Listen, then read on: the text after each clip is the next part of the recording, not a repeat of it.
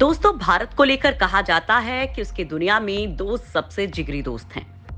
एक इजराइल और दूसरा रूस, जो बिना किसी दाएं बाएं देखे भारत का सपोर्ट कर देते हैं। इस वक्त भी भारत पूरी दुनिया से जिस बात को लेकर लड़ रहा है वो है रूस से दोस्ती।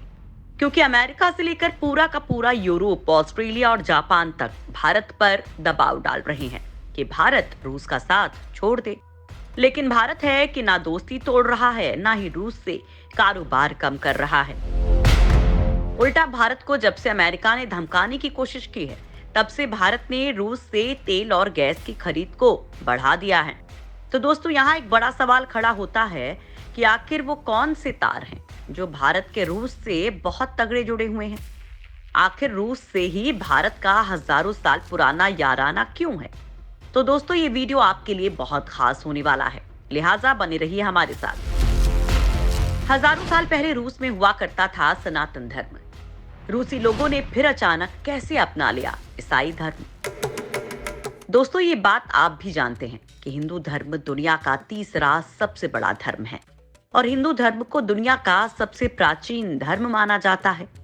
हिंदू धर्म को मानने वाले ज्यादातर लोग भारत में ही पाए जाते हैं। लेकिन क्या आप जानते हैं कि 1000 वर्ष पहले भारत के अलावा दुनिया में एक जगह और थी जहां पर हिंदू धर्म को माना जाता था। वो जगह है आज का रूस। वैसे दोस्तों, कभी पूरी दुनिया में सिर्फ हिंदू रहते थे। ऑस्ट्रेलिया, अरब, रूस और यहाँ तक कि अफ्रीका में भी हिंदू रहते थे। हालांकि आज ये तादाद करीब 100 करोड़ है। रूस तो हिंदू का नाम भी है, जिसे खुद रूसी लोग भूल चुके हैं। एक्सपर्ट्स ने रशिया का असली नाम ऋषांग्राह रखा था, यानी ऋषियों के रहने की जगह। और ये तब एक हिंदू राष्ट्र था। करीब 1 साल पहले जब रूस ने ईसाई धर्म को स्वीकार किया था, तब वहां के लोग हिंदू धर्म को ही मानते थे। उससे पहले यहाँ पर वैदिक धर्म, वैदिक संस्कृति का बोलबाला था। लोग अनेकों देवी देवताओं की पूजा किया करते थे। लेकिन बाद में अज्ञात कारणों से धीरे धीरे वैदिक धर्म का पतन होना शुरू हो गया और मनमाने तरीके से पुजारियों ने पूजा करना शुरू कर दिया। इस तरह हिंदू धर्म का पतन होना शुरू हो गया। जब लोगों ने मनमाने तरीके से अलग अलग देवी देवताओं की पूजा करना शुरू कर दिया, तब वहां के कीव रियासत के राजा व्लादिमीर को अपने देश के धर्म को लेकर चिंता होने लगी। राजा व्लादिमीर चाहते थे कि उनकी रियासत के लोग देवी देवताओं को मानना छोड़कर किसी एक ही ईश्वर की पूजा करें। उस समय राजा व्लादिमीर ने नए धर्म की खोजबीन करना शुरू कर दिया। ये वो वक्त था जब दुनिया में 2 धर्मों का सबसे ज्यादा बोलबाला था। व्लादिमीर के सामने भी यही 2 धर्म थे, एक ईसाई, दूसरा इस्लाम। क्योंकि उस जमाने में रूस के आसपास के देशों ने भी इन धर्मों को ही ज्यादा तवज्जो दी थी। कहीं पर इस्लाम को ज्यादा तवज्जो दी जा रही थी, तो कहीं पर ईसाई धर्म का परचम लहरा रहा था। अब राजा व्लादिमीर बड़ी असमंजस की स्थिति में पड़ गए कि कौन सा धर्म ज्यादा अच्छा है। इसके लिए उन्होंने इन दोनों धर्मों की जानकारियां जुटानी शुरू कर दी, क्योंकि राजा को ये तय करना था कि उनकी प्रजा कौन से धर्म को अपनाए। जब उन्होंने इन दोनों धर्मों का गहराई से अध्ययन किया, तो उन्हें समझ में आया कि इस्लाम की स्वर्ग की कल्पना और वहां हूरों के साथ मौज मस्ती की बातें तो ठीक हैं, लेकिन स्त्री स्वतंत्रता पर पाबंदी, शराब पर पाबंदी और खतने की प्रथा ठीक नहीं है। खासकर उसे खतना और शराब वाली बात अच्छी नहीं लगी। ऐसे में उसने इस्लाम कबूल करना रद्द कर दिया। इन पाबंदियों को जानकर राजा व्लादिमीर बहुत ज्यादा डर गए थे। उन्हें अंदाजा था कि जब प्रजा को ये धर्म कबूल करने के लिए कहा जाएगा, तो एक तरह की पाबंदियों को थोपने जैसा हो जाएगा। लिहाजा प्रजा में विद्रोह के स्वर भी उठ खड़े होंगे। इसलिए राजा ने इस्लाम धर्म को पूरी तरह से नकार दिया। वहीं दूसरी ओर ईसाई धर्म में किसी भी तरह की पाबंदी की चर्चा नहीं थी। लोगों को स्वतंत्रता के साथ जीने का अधिकार था और उनमें किसी भी प्रकार का सामाजिक भय भी नहीं था। इसके लिए रूसी राजा व्लादिमीर ने ये तय किया कि वो और उसकी कीव रियासत की जनता ईसाई धर्म को ही अपनाएंगे। इसके लिए उन्होंने यूनानी वेजेंटाइन चर्च से बातचीत शुरू की।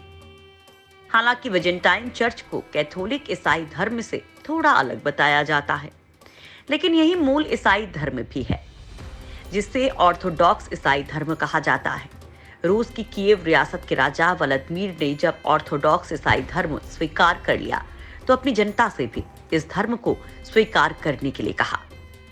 इस प्रकार रूस की एक बहुत बड़ी जनसंख्या ने ईसाई धर्म को अपना लिया और एक बड़े भूभाग पर ईसाई धर्म की शुरुआत हुई।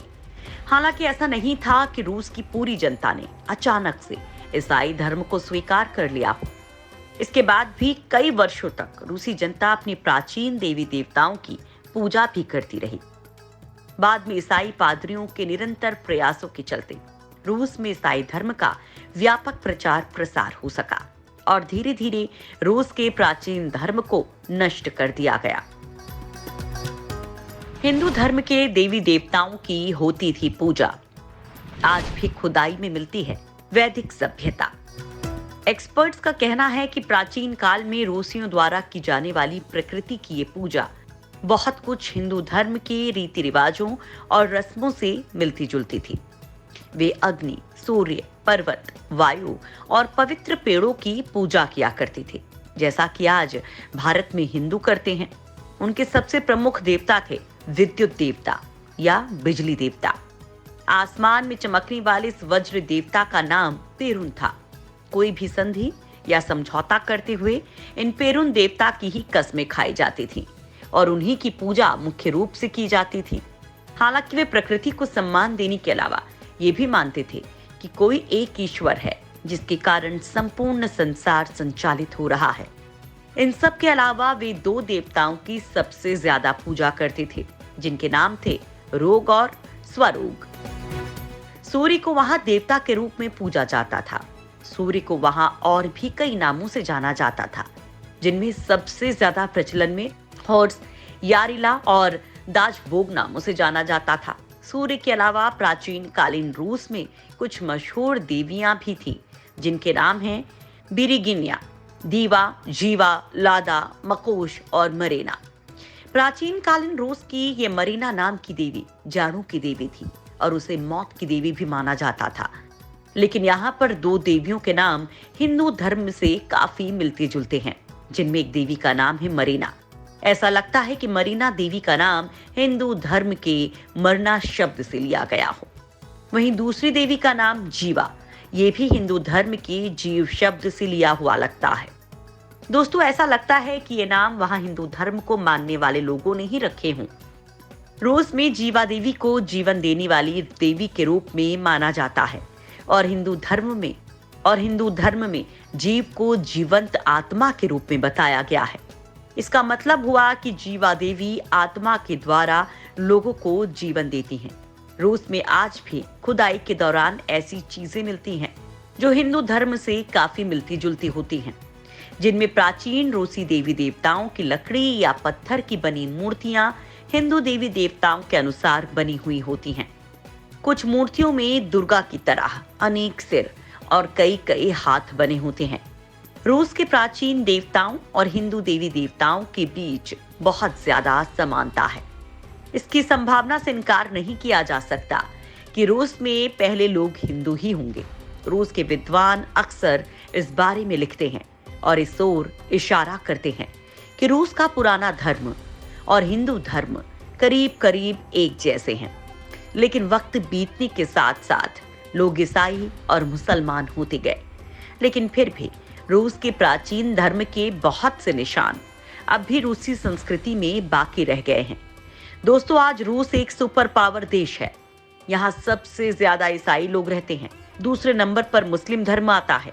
हिंदुओं की बात करें तो 15 करोड़ की आबादी वाले रूस में इस वक्त करीब 1.5 लाख लोग हिंदू हैं।